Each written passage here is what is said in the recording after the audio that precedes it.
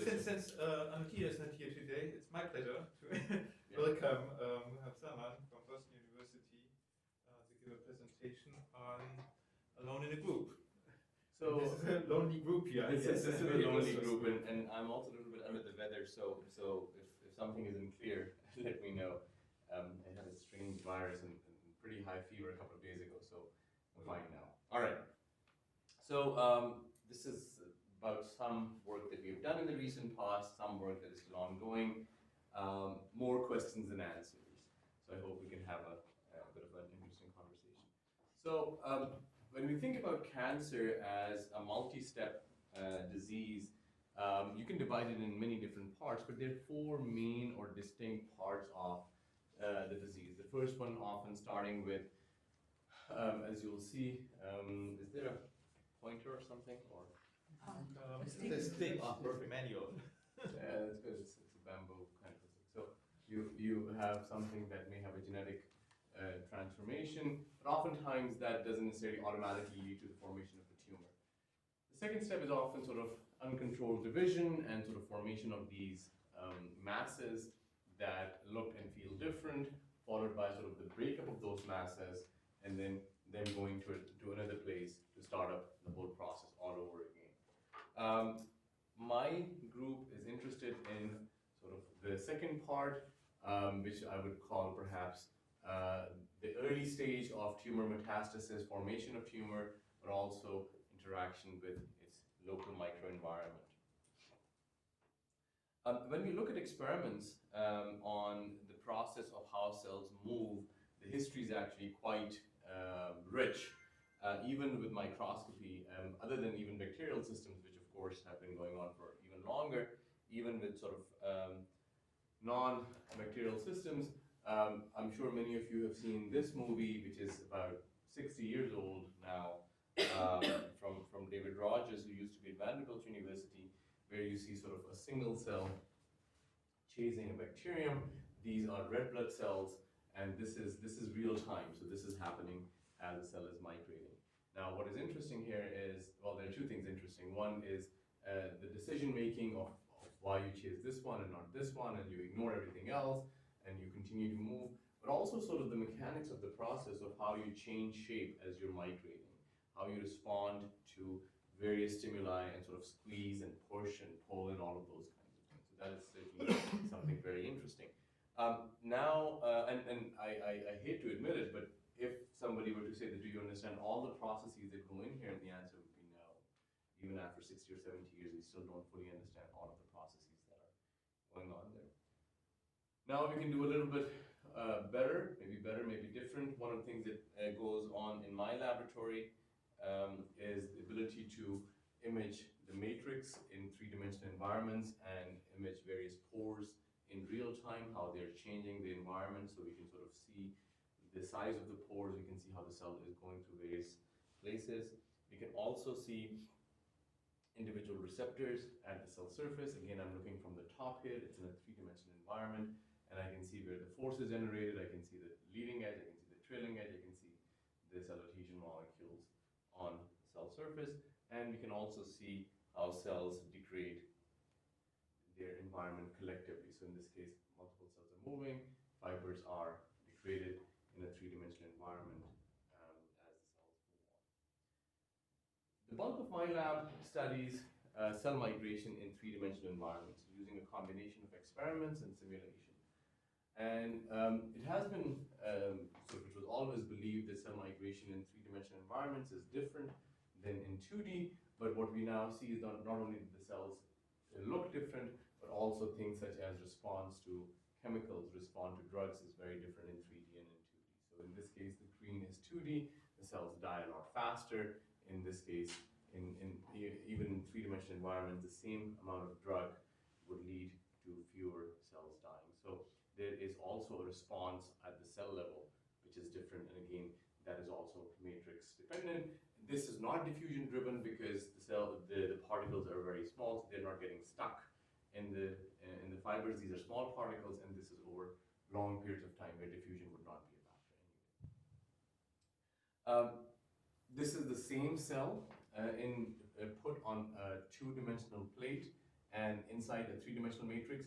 This is the same matrix as well. This is cell on top of it, this cell inside it. So the cells and their organization is also very different, right? So why do cells have, in this case, cortical actin versus sort of more these long sort of rails or fibers or whatever you want to call them? That also remains to be seen. In this case, that's our work, and this is work from Ken Yamada's lab, where he says that, look, this is in vivo, this is two-dimensional in vitro, this is three-dimensional in vitro. This is a good indication to show that, look, this is not identical to this, but certainly better than this. Again, so these are some of the observations.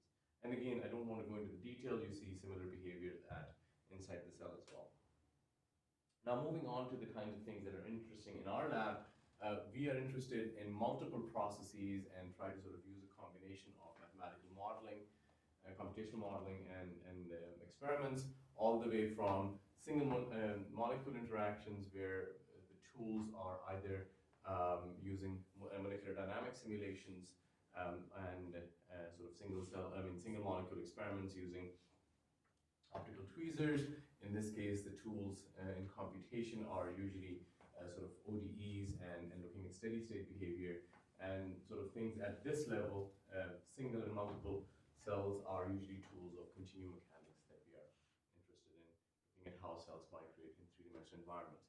What is important to note, and again it has become almost a buzzword of multi-scaling, it's hard to understand what exactly is going on, and there is no one-size-fits-all, but if you can see the difference in time scales, that's several orders of magnitude. And oftentimes it's this, what your doctor notices, and this is where it all starts. So sort of the connection of these time scales is certainly something interesting. So today I'm going to talk about three different things in the next 45 or 50 minutes. The first one is looking at, and those are at sort of three different scales as well. The first one is looking at the inside of the cell, and can we understand what exactly is going on inside the cell in terms of its mechanical properties. Second question is, oftentimes when we look at how cells behave in a matrix, we focus a lot on what the matrix does to the cell. So we say stiff matrices do this to the cell, soft matrices do this to the cell. I'm going to ask the exact opposite question: what does the cell do to the matrix? So when the cell is moving, what does it do to the matrix as it's moving forward? And finally, some open-ended questions that are of interest to us, and that is of collective behavior. So when cells move collectively, when they move, is there a leader cell? Is there a follower cell? The question about when cells move collectively, do they always move collectively? What makes one cell break away from the mass and go on its own path? All of those kinds of questions are of interest to us. So let's start with the first question of microreology, microfluidics, and mitochondria. One of the main questions that has been of interest to our lab has been trying to understand how stiff a cell is. So if I were to poke a cell, what would I get? What is the stiffness? And the answer is actually non-trivial because it really depends on the method. If I use an AFM tip, I do poke the cell, I get one answer. If I put particles inside the cell, I get another answer, largely because whether the membrane is there, all of those kinds of things are important. So we want to understand what exactly is the cell doing. The other problem that we have to think about, which I think is an important one, is most of the methods that historically have been used are used in two-dimensional environments. We know now dozens of papers showing that cells behave differently in 3D than they do in 2D. So how stiff is a cell in a three-dimensional environment? And why do we care about it? So about 20 years ago, two different groups, David Waits at Harvard and Denny Wurtz, who will be here actually in 2 or 3 weeks, at Johns Hopkins, started this idea of what they call single and multiple particle tracking rheology in cells rheology, and these ideas are actually a lot older than that, but particle tracking inside cells is about 20 years old, 20, 25 years old, mid-90s. We took the idea, and the idea was that you put the particle inside the cell, and then you image it with a high resolution and high speed microscope. You get mean square displacement, you use fluctuation dissipation theorem to tell what the local environment is, right? So you can use the Stokes-Einstein equation to get the G prime and the G double prime, the storage modulus and the loss modulus. There are a number of limitations of that because the cell is not a passive environment, it's an active environment, it may be moving itself, so we have to sort of correct mathematically for those kinds of things. we came along in mid 2000s and said, if you can do this, you can also do this in a three-dimensional environment. You can take the particles, take the particles inside the cell, take the cell inside the gel, take the cell inside the gel in a microscope, and do the same kind of things. The problem with that was that when you inject particles, you can inject very few particles, 2, 3, 5, something like that. The second problem with that was the fact that many cells will end up dying by injection. The third problem is that you have no control over where those particles are. So if you are next to the membrane, you get one answer. If you get next to the nucleus, you get another answer. So you don't get really all of those things. Completely serendipitously, excuse me, my postdoc was reading a paper in sort of bacterial biophysics and realized that there were people who were looking at mitochondria and how those move. In that case, you don't have to inject a particle. Mitochondria are actually almost perfectly spherical, and there are many of them, dozens, and in some cases hundreds. Okay, and they're all over the cell. So all you have to do is inject, and this is a mitochondria, inject a color that only stains mitochondria. You have dozens of these mitochondria, and you look at their rounding motion. And unlike particles, these mitochondria never sort of interact with each other and never sort of adhere to each other. I don't know the reason for that. But many mitochondria form networks. They do. So we just have to be very careful in the ones that we choose. So some of that is basically automatic imaging that we do of a certain size. So there are thresholds associated with size. As the size starts to increase, then we sort of automatically ignore that. So that's sort of some imaging. In our case, in these cells, there were no mitochondrial networks, but I think that's cell type dependent as well of how they do that. So in this case, we put the cells inside the gel. Cells were loaded into collagen gel in a microfluidic system, and intracellular particles were visualized. We did a lot of control experiments with the same size particles to make sure that we were getting the same answers. Just to give you a sense of what we see, so in this case, we are looking at shear modulus, the frequency. In this case, these are sort of the particle trajectories. In this case, you are seeing in blue 1D MSD in the direction of maximum fluctuation. Green is 1D MSD in the direction of minimum fluctuation. And that allows us to calculate G prime and G double prime. What is more interesting is, as you start to see the difference between 2D and 3D, somehow the resolution isn't very good.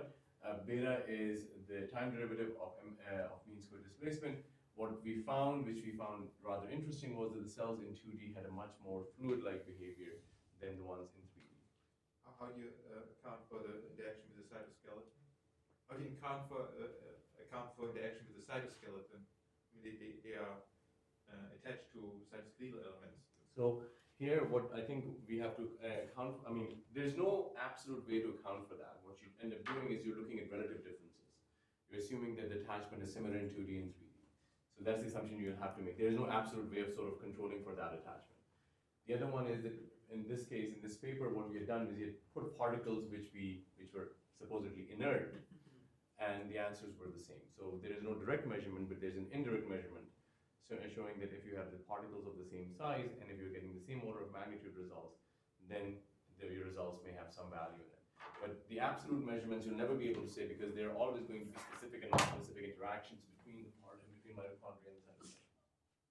Yeah. Is it the difference also because the 2D cells were much more spread out, so there was much larger trajectories you could actually have inside, and the 3D cells were sort of more compact? I don't know, and I'm not sure that is what is. So maybe. I don't know if that alone is going to account for that. I'll show you sort of what the cell looks like in 2D and 3D in a second to show you what kind of actin networks are forming. And I think that is one of the reasons that we believe is the case. Now, if you were to do that in very weak 3D environments, which are almost at the level of 2D, then you can get the same kind of behavior. So there is some of that there is a cell spreading, and as opposed to being in a confined environment, but the overall area in which they were sort of sampling the space wasn't all that different. There was some difference, but it wasn't all that. It was more about the fact that the environment and the overall geometry of the cells had to play a little bit of a role. I'll show that in a second. So here, when we disrupt the cytoskeleton, so when we add cytochrolism D in 2D and 3D environments, we see that the effect is much more pronounced in 2D and then in 3D. So as you noted, that there is a difference, cytoskeletal is sort of much more stretched, and when you sort of let it disintegrate, you have a much more pronounced effect than you would have in a three-dimensional environment. So then, in here you still have the microtubule and the intermediate filament. It's just actin. that's right. Soluble. That's right. So then we said, okay, can we recover some of that, as Nir is asking, in a 2D versus a 3D environment? So what we did, this is a relatively old model from 2009, where you have a Brownian network of sort of a cell, and you have periodic boundary conditions. Blue is actin, yellow is cross-linking protein, and orange is myosin. And actin is sort of polymerized here from G-actin, which are allowed to bind to myosin 2, again, with all the standard rates that you would have, and crosslink in yellow. And this is sort of more of a pancake-like situation. This is more like a 3D situation. So what we see there, so we can do multiple things here. We can sort of shear it. We can sort of add particles of certain size in it and look at sort of the dynamics. And what we see here is again similar to what we see experimentally. Again, we won't expect a perfectly quantitative difference, but qualitatively we get a similar behavior as well, both in MST and in beta.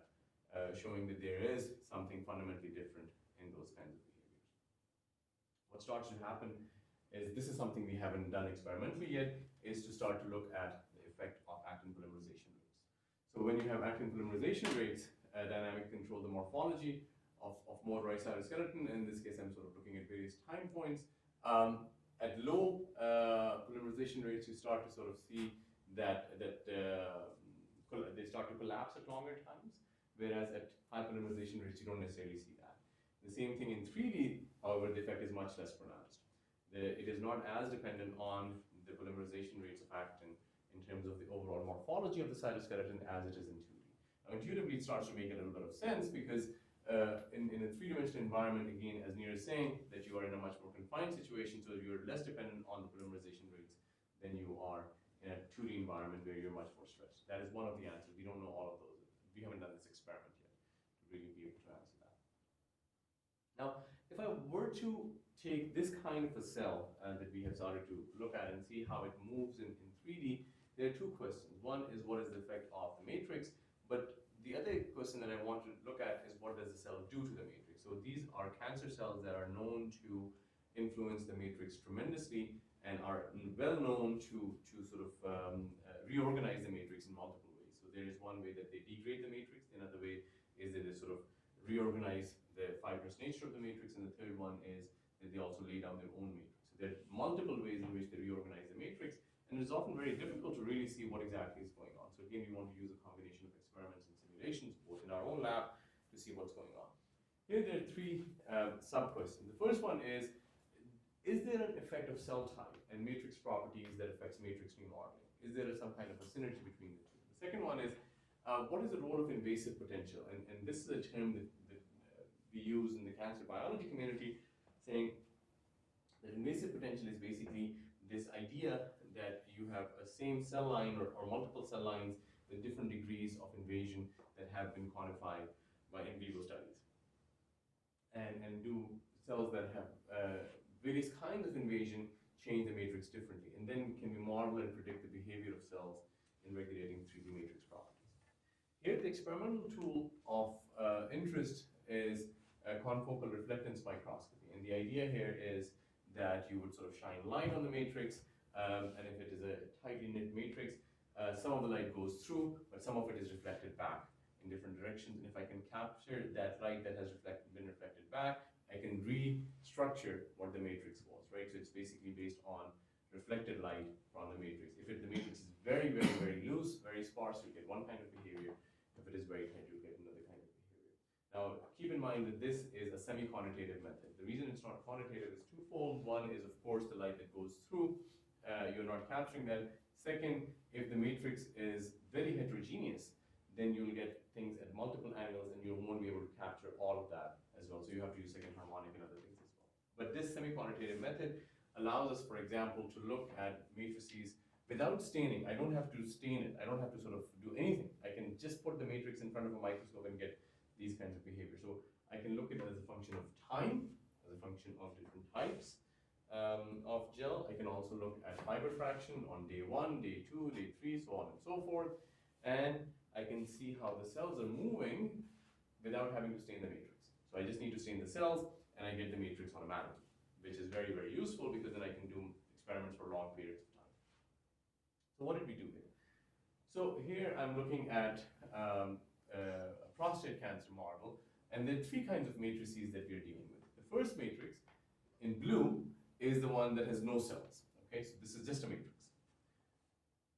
In green, I am looking at a matrix that has cells, but the cells are not in the field of view. In other words, they are 2 to 3 cell lengths away from where I'm imaging. Okay, so I'm imaging, this matrix has cells, but I'm imaging in a region where there are no cells. Okay, and red is the region that is in immediate vicinity of the cells. Okay, so that's the difference. So anything that is 2 cell lengths away, 40, 50 microns away from the cells, and in this case, in the immediate vicinity of the cells. What we find is, as a function of time, is something that is very interesting. First of all, we see that because of this nature of the matrix, it is not static. Even without cells, there are things going on in this matrix, right? So these things are sort of, because of polymerization and sort of swelling and other things are changing. That's first thing.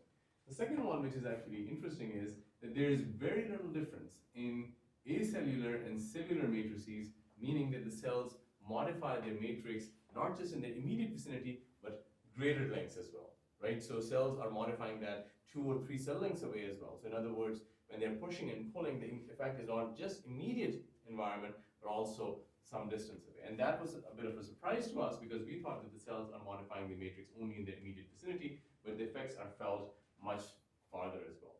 Now, there are other people who have started to look at traction force microscopy and see how far can you go and whether the effect is felt. And that is also consistent with this thing as well. But here we are looking at the biochemical side, not the biomechanical side of things.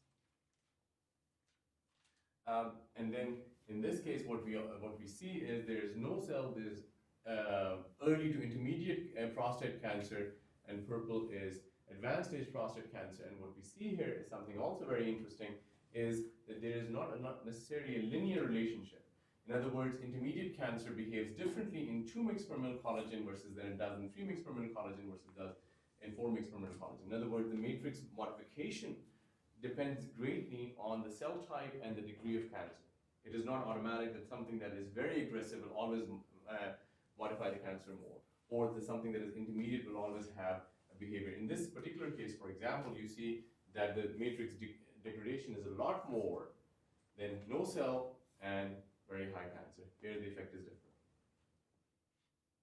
So can we start to model this kind of behavior? So we started with a very simple, very sort of a toy model where we said, okay, we're going to do an agent-based kind of a model where we have 4 possibilities, and we can add more possibilities as well. One possibility is that the cell can add a fiber. The other possibility is the cell does not do anything. It stays in there in that time step. The third one is it can move or reorganize the fiber. And the fourth possibility is the cell can itself move from that environment to another environment, some cell length away. So it is, if it is 20 microns per hour, in 1 hour it moves by 1 cell length, or whatever it may be. My only input parameter in this thing was this environment where we said, okay, I'm going to create various environments that match what I'm seeing experimentally. Okay, so the total number of fibers per unit area is what I have put in. And then based on a number of studies, some of ours, some others, we start to look at the mechanical properties of individual fibers, their buckling, their stiffness, their ability to deform, and see whether in various environments, how do cells interact. I won't go into the detail of a molecular model. I don't have time for that, and I'm happy to discuss it some other time. But let's go into this. So, with this sort of a simple model, with sort of when we had a bunch of rules written for this environment and just balanced basic forces, what we saw that overall we were able to predict what would happen in 2, 3, and 4 mgs in a reasonable way. So in other words, these were simple models with simple experiments. We can predict that your overall degradation matches experiments, and that does that as a function of time as well. And so far it was pretty good. When it starts to break down, and that is something that we still haven't fully figured out, is that in low concentrations, in this experiment I had 2 kinds of cell. One cell that can aggressively degrade the matrix, so the probability of degradation is high. In another case, the probability of degradation was low. And what we noticed was that in cells which had high level of probability to degrade in DU case, our predictions were consistently lower than what we were seeing in experiment. In other words, we were degrading the matrix, so you have to read it in the opposite way. Low number means you have degraded the matrix, high number means that the matrix has not been degraded. In low concentration gels, our numbers were off consistently. And part of the reason for that is that low matrices are highly heterogeneous, and so there are some parts where the pore sizes are large, some parts are where the pore sizes are small. So our predictions here are off consistently.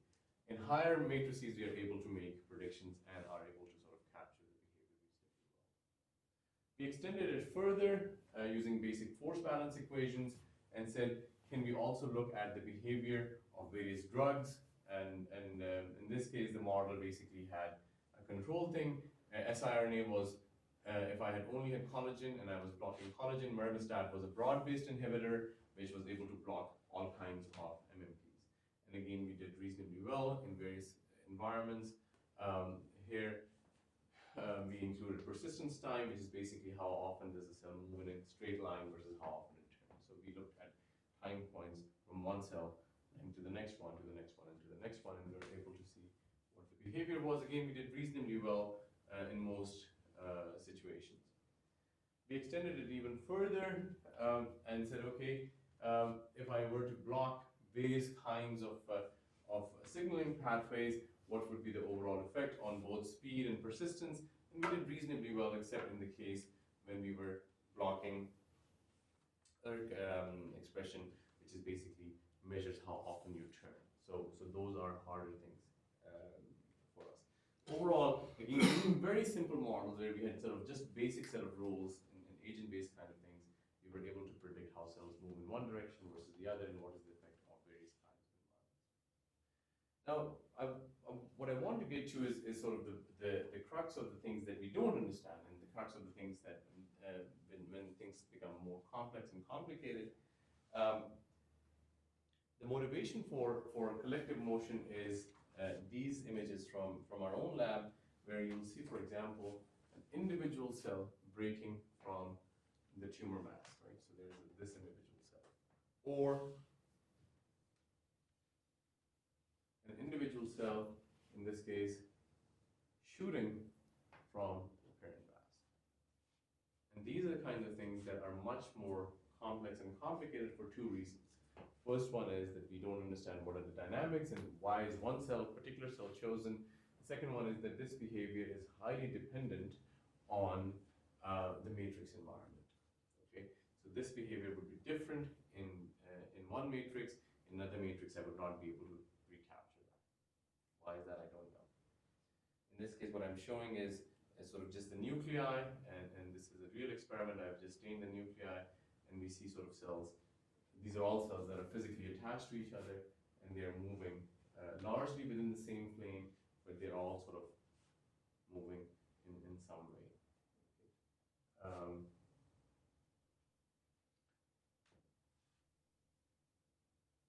So let me just first tell you a little bit about how we do this experiment. We can grow these tumoroids up to the size of almost 2,000 microns, or almost 2 millimeters. They're rather large. We can sort of see them with the naked eye. We cannot grow things much bigger than that because the collagen gel starts to collapse beyond it. They become very heavy. And also there are other reasons. Typically when in the body, when they grow beyond this, they're because of blood vessels and oxygen and nutrients and things like that. These are in vitro cells. But our gels have a necrotic core. If I'm looking from the top, this is the necrotic core in red, and on the periphery in the green, you can see that these are actively proliferating cells. We can also do the same thing we did with mitochondria. In this case, we can visualize the fluctuations as a function of depth. This is outside and going inside. We can see how these mitochondria are moving inside the whole tumoroid.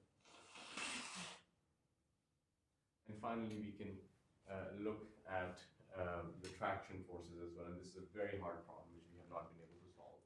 Looking at traction in the environment of the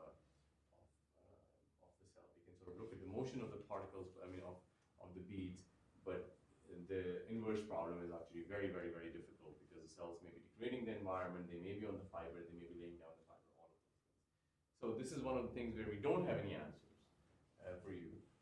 We don't fully understand right now what exactly is going on. We have some theories, and I'll tell you about those in a second, but I don't know why the cells are shooting off or how they move when they break off from the matrix. I'll tell you a couple of theories that we have.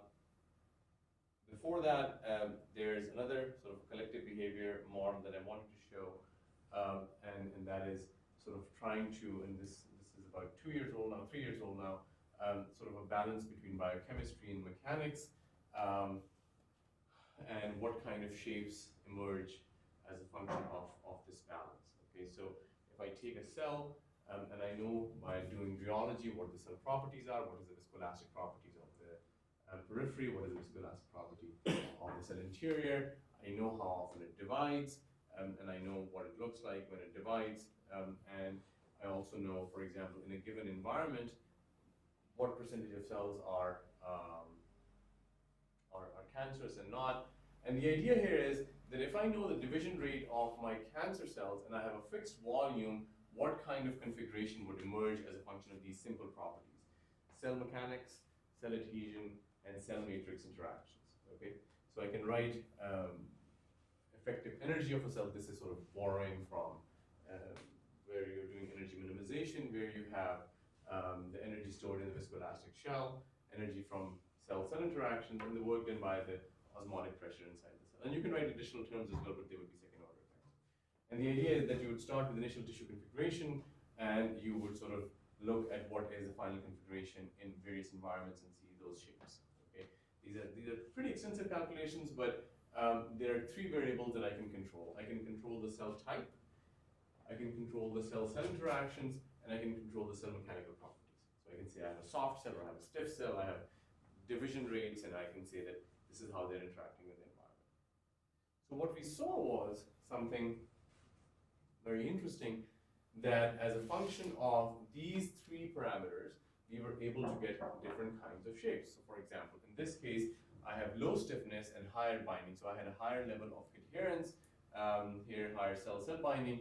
I had one kind of geometry that was consistent with non-invasive melanoma.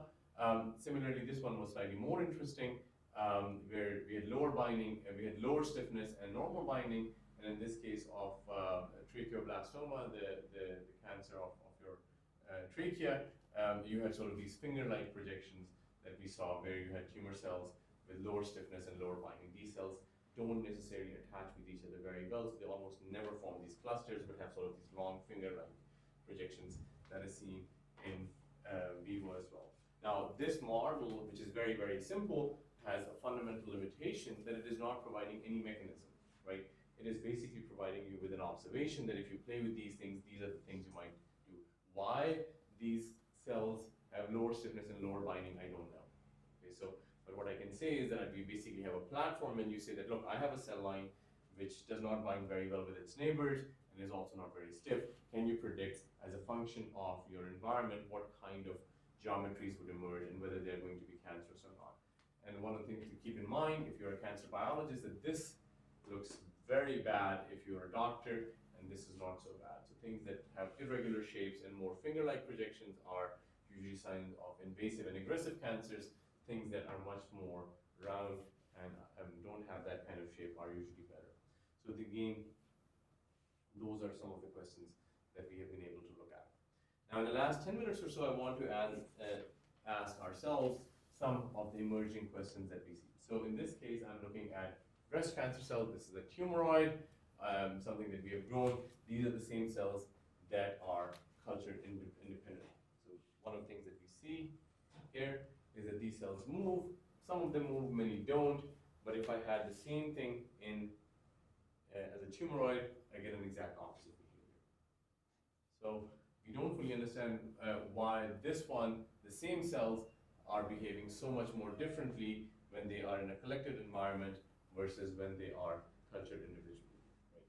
And everything here is identical. They're the same gel, we have the same chemoattractant, everything is identical, but the behaviors are fundamentally different. Okay. These cells these cells, when cultured individually, start to behave differently as well. But when they're very close to their parent environment, the behavior is very different. That's one of the things that we don't fully understand. The second is the idea of the leader cell, and I had a nice conversation first with Rudolph and then with Nir as well. Here I have about 12 cells or so, and I'm looking at the correlation between cell I which is basically an indicator, with the center of the cluster.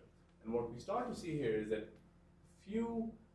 during the course of 24 or 48 hours, there are periods when individual cell becomes a leader. So in this case, you're seeing this dashed line, and pretty much every cell follows it after 100 minutes. So after 2 hours or so, all cells move in the same direction of that leader cell. And this is not throughout the period of 48 hours or so. This happens in small bursts. Okay, is it purely stochastic, or is there something different there? We don't fully understand that. So I'll show you that in a second here. So if you pay attention, you'll see first a green cell emerging and a black cell, and the cells will follow the black cell for some period of time.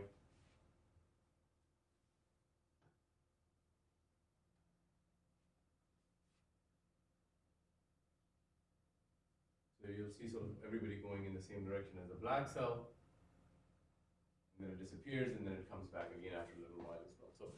So what's special about this, and then again you'll see a little bit here as well. So this is early stage, nothing is happening, and then there'll be a black cell, and the whole thing will sort of swirl for some time in that environment, and there'll be an emergence of a cell, and then it will disappear again. So there's a black cell, everybody's going the same direction as the black cell, no more swirling, everybody following, and then it disappears. So we don't fully understand what's going on here, and this is something we see all the time. We see it multiple times in experiments, and oftentimes it's the same black cell that appears. So it's the same cell. It's not that they're different leaders at different times, but that leadership is periodic. So it comes after, let's say, 12 hours, stays for 3-4 hours, goes away, comes back again after 3 or 4 hours. Why that is the case, I have no idea. So those are some of the questions we're investigating, and there is a reason for that, is because there are two schools of thought here. The first one is sort of the school of thought coming from physics that says, no, it's purely stochastic, there is no advantage to being there. And then the other one from cancer biology saying that no, there is an evolutionary advantage to be a leader, because if a leader is indeed something that is different, then it sort of opens up the space for other cells to form. Okay? And remember, these cells are physically attached to each other.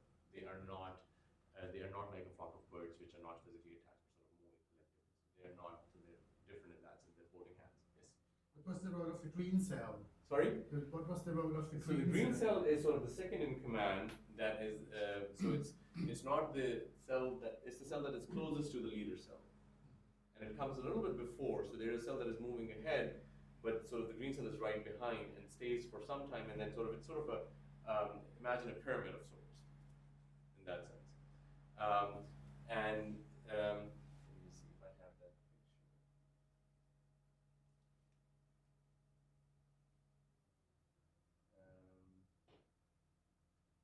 So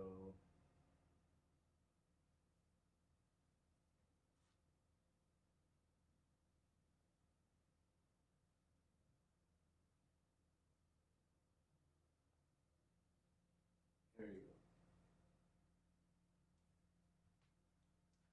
So the green cell is the one that comes sort of directly and is directly following, not sort of through anybody else. So this is the one that is directly following the cell, right behind.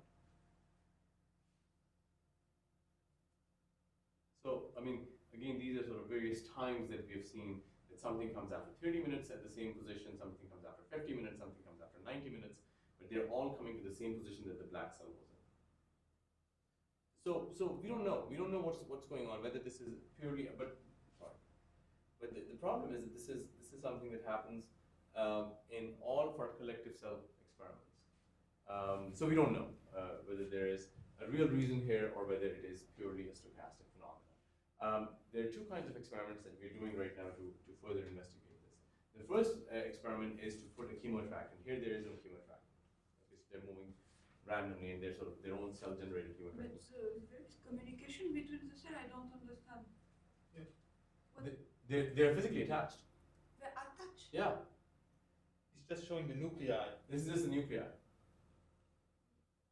So these are physically attached. So there's of course some kind of communication going on, whether it is just sort of pulling everybody together because they're physically attached, or there's active signaling as well. So the first question we are asking is, if I create a gradient, if everybody has to move in a given direction, I'm forcing them, what kind of cells would emerge? Of course, they might be a leader, or they may be sort of kind of swirling as well. So the order parameters that we've looked at are both translational and rotational, right? So they're moving and they're also swirling, if you notice, right? So they're sort of stirring up the pot a little bit.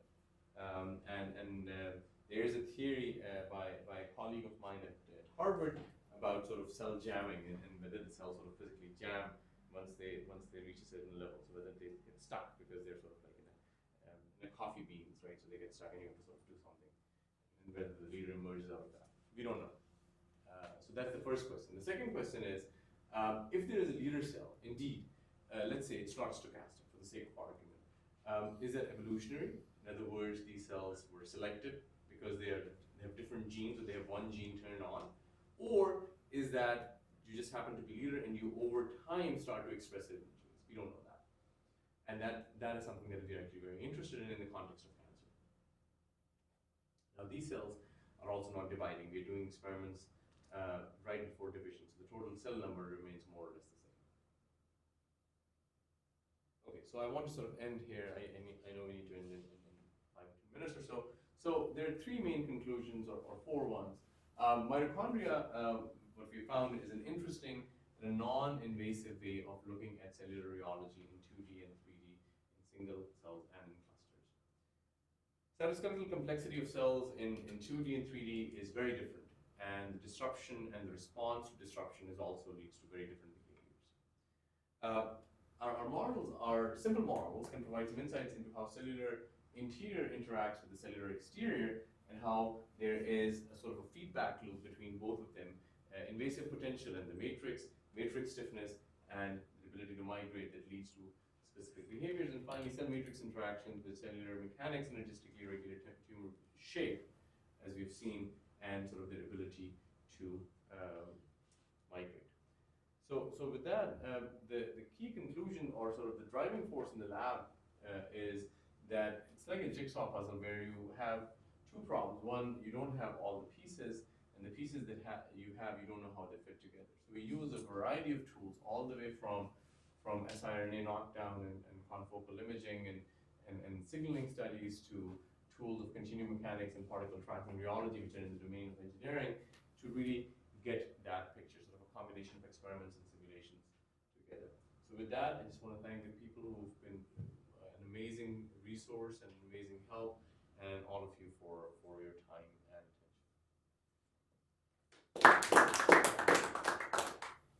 Thank you. Questions? Can you maybe show back the slide where you compared the behavior of the cancer cells when they were grown alone and when they were grown in these two movies? This one? Yeah. Can you run it? Yeah.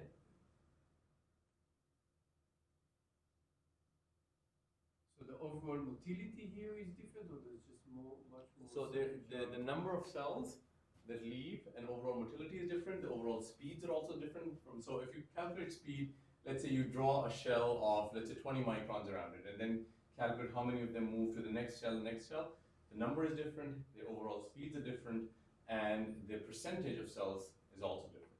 And the PDGF was, in both cases, put in the gel in That's the right. same concentration. The conditions are identical. So both of them are embedded inside.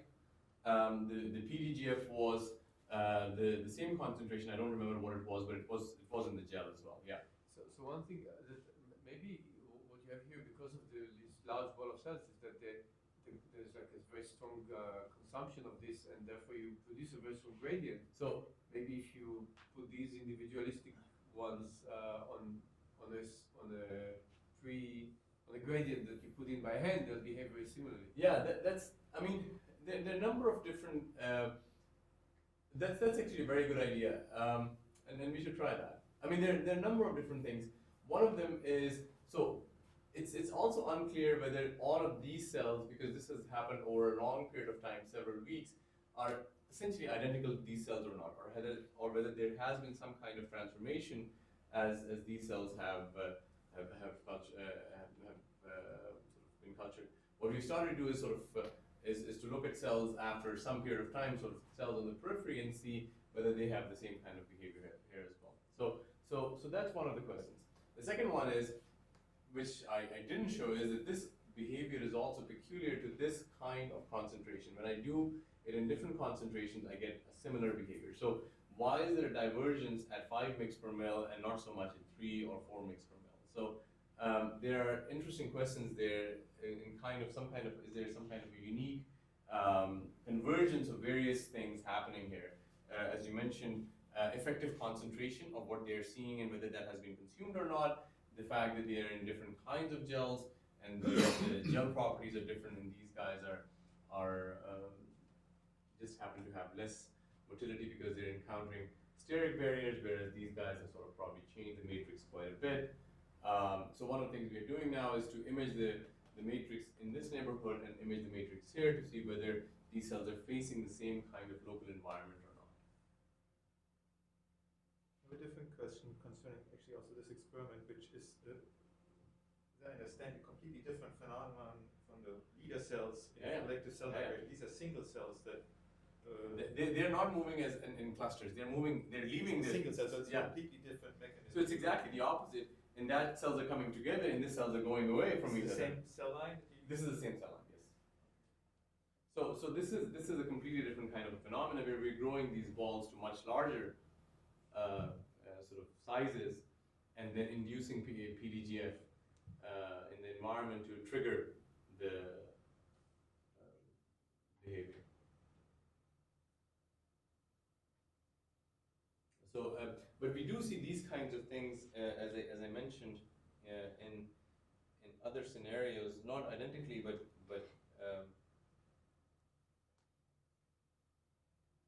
we do see, for example, cells, as I showed you, shooting from the parent mass, and sort of really the one that you saw, but there are others also, as you can see here, are getting ready to leave. It seems strange in that movie that he was shooting out, but then it seemed to stop, and then the others were sort of catching up with him. Well, so the problem is it's very, very hard to replicate things identically. You just have to look at the general behavior, because everything is so different at a cell level that you can look at the general behavior that the cells are shooting out versus not. You can look at the quantitative behavior, but quantitatively, each movie is different phenomena. So the question is that, is there a biochemical transformation? In other words, they are sort of just non-specifically attached and leaving, or is there an active force that sort of yanks them away from other cells?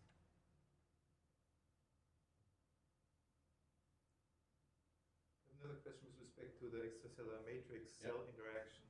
And you mentioned this briefly. It has been known for a long time that there are long-range interactions, mechanical interactions.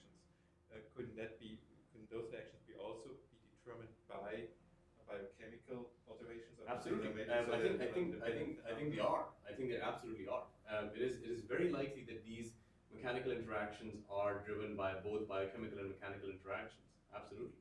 I think that is what our hypothesis is, that it's not just purely that you're sensing cells at a difference because you're pulling, but you're also sort of changing the environment biochemically. I think what we see, for example, is that our matrix remodeling and even matrix degradation goes farther than just one cell length. And here I'm not looking at pulling and pushing and sort of how the cells are aligned. I'm talking about the amount that the matrix has degraded. The fiber isn't there. So have you done those experiments with MMTP inhibitors? Yes, so we have done those experiments. I don't have them here. We have done those experiments, and what we've done there is we have looked at the cells that change the matrix at a great distance have higher expression than normal of MMPs. And when we brought them, they haven't sort of changed the matrix. But we haven't done siRNA, which is a lot harder, so we've used broad-based inhibitors. siRNA tends to affect a lot of other things as well.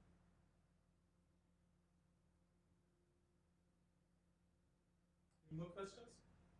Not?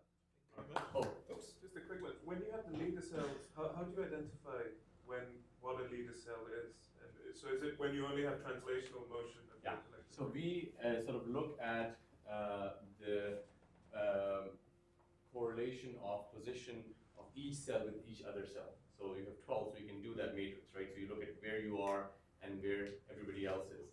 And if everybody else tends to be the same position where you were after a given period, then there is a chance the leader cell probably might be there. If it is completely random, in other words, you're looking at the positions of all the cells for long periods of time and there's absolutely no correlation, then there isn't one. But there is no automatic way of looking at a leader cell in these kinds of environments. It's a lot easier if you're looking at cells that are all moving in the same direction. But in these kinds of things, you have to look at their positions for the entire period. And then what denotes the green cell? How do you? So the green cell is basically the. That's the question that was asked earlier as well. Green cell is sort of a placeholder that we define as somebody who is right behind the leader cell. But I guess with different experiments, you see a different. So it may be that he was right behind the leader cell for half the time. That's right. That's right. So what we see is that if these experiments basically are when we see the same green cells and the same black cells emerging in multiple points. If it happens to be that cell U was a green cell for half hour and then cell I was the one, then it really is purely stochastic.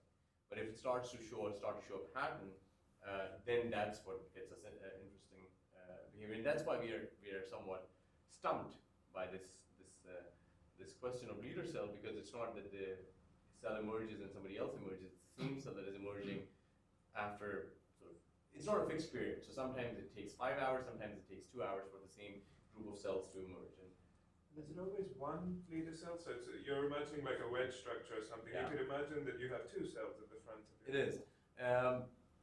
It is possible. I think we have blinded ourselves to look at the wedge geometry. There may be sort of a star-shaped geometry where there are 5 leader cells in different directions.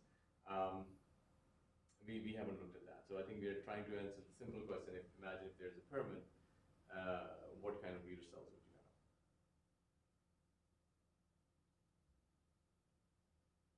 All right. All right, thank you so much.